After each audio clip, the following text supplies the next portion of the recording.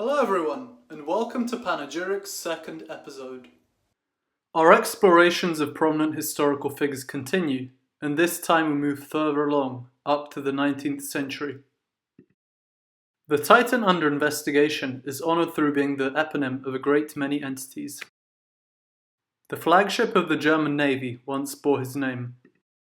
So does the Pacific Archipelago, along the US state capital, although this man was not an American. Our protagonist today is Otto von Bismarck. Since the time of Frederick the Great, the former state of Prussia had been considered a leading military power. It was these traditions which partly fueled the industrialized warfare of the 20th century. Power lay with the local aristocracy, called the Junkers.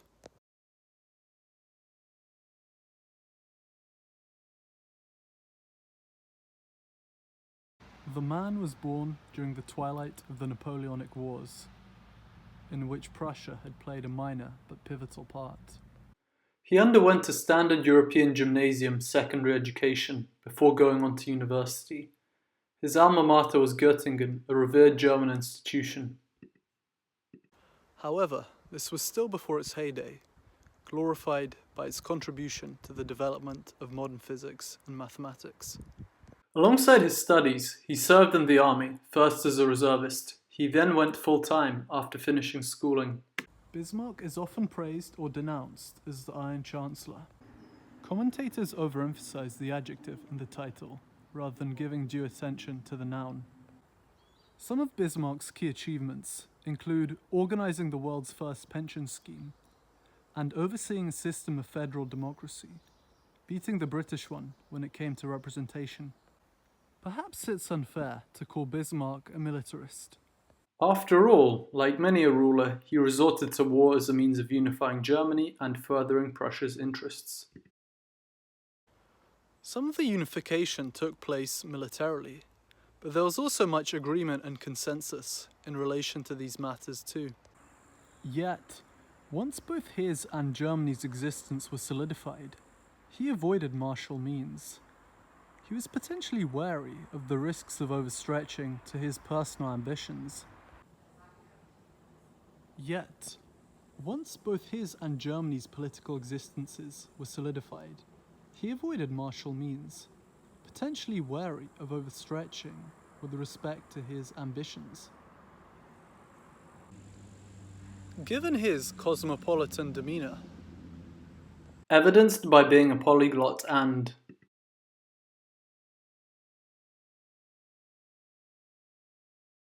one might instead suppose that his praise of the armed forces was more of a rhetorical maneuver. He perhaps thought that Prussian soldiery was indeed laudable, but recognized the importance of having the army's loyalty. In 1871, after the defeat of France, all predominantly German-speaking states in Europe coalesced to form the German Empire. The exception to this was Austria, still having its own state in the form of Austro-Hungary.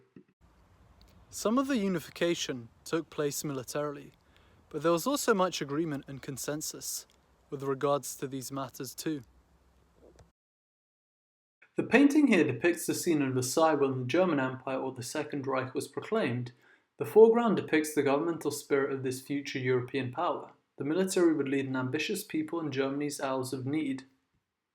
But a well-oiled civil service and bureaucracy would, nonetheless, make for an efficient body politic and keep the wheels moving in times of peace. Bismarck sought to further consolidate his country's power by playing a leading part in the international diplomacy of the day. The efforts exerted in this endeavour were twofold.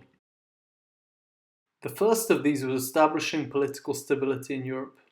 Bismarck's work here, post-unification, was largely successful. After the middle of the 19th century was peppered with a small variety of European conflicts, sustained peace was a priority in the minds of many Commonwealth's politicians. The need for this climaxed at the end of the last of the Russo-Turkish Wars. Many of the Slavic peoples under the suzerainty of Turkey hankered for independence and had the backing to do so.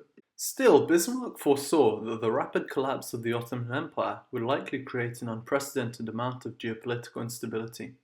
Additionally, Russia would likely fill the power vacuum left by Turkey. Were this to happen, Russia would stand able to absorb other major European powers.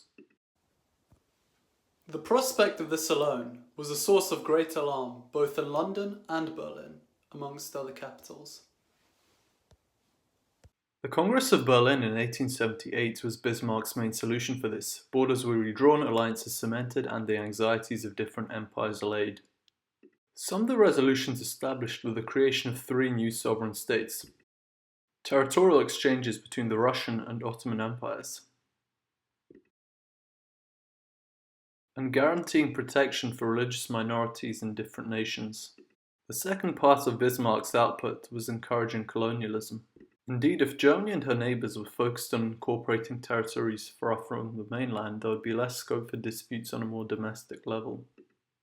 Germany as a unified state developed her own empire, and many different parts of the world became or further developed into areas of political and economic, but not military competition between the great powers.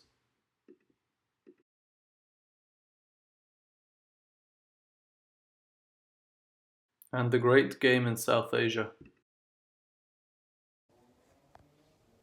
Many say that Bismarck predicted the crises that led to the outbreak of World War I. He was anxious to retain positive relations with Russia, sensing that the Triple Entente alliance, involving France, Britain and Russia, would prove perilous. The latter was arguably modelled on a similar entity of Bismarck's creation, the League of the Three Emperors. He famously stated that a continental conflict would come out of some damned foolish thing in the Balkans. The geopolitical gravitas of the region was not apparent until recently for many statesmen then. Most modern states remained under the Ottoman yoke.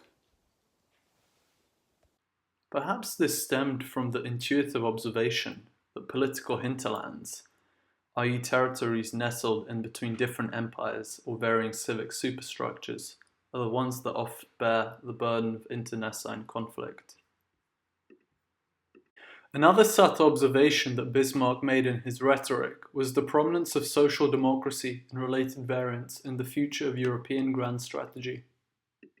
Of course, communism was still forming as an ideology, but lacked both the popular support and institutions needed to shape the destinies of nations.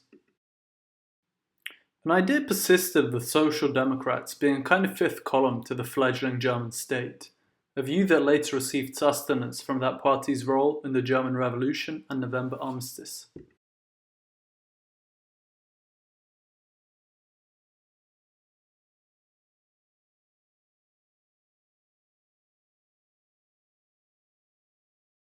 Bismarck said, "Not through speeches and majority decisions will the great decisions of the day be decided, but by iron and blood."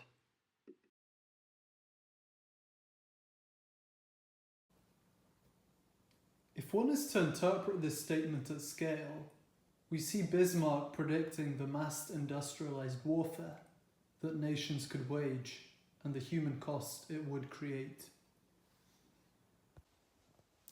Thank you for watching today's video, and I hope that learning about Bismarck's life was both enjoyable and informative. Next week we'll delve into the life of a military man and move onwards through the centuries. Please stay tuned to learn exactly who this is.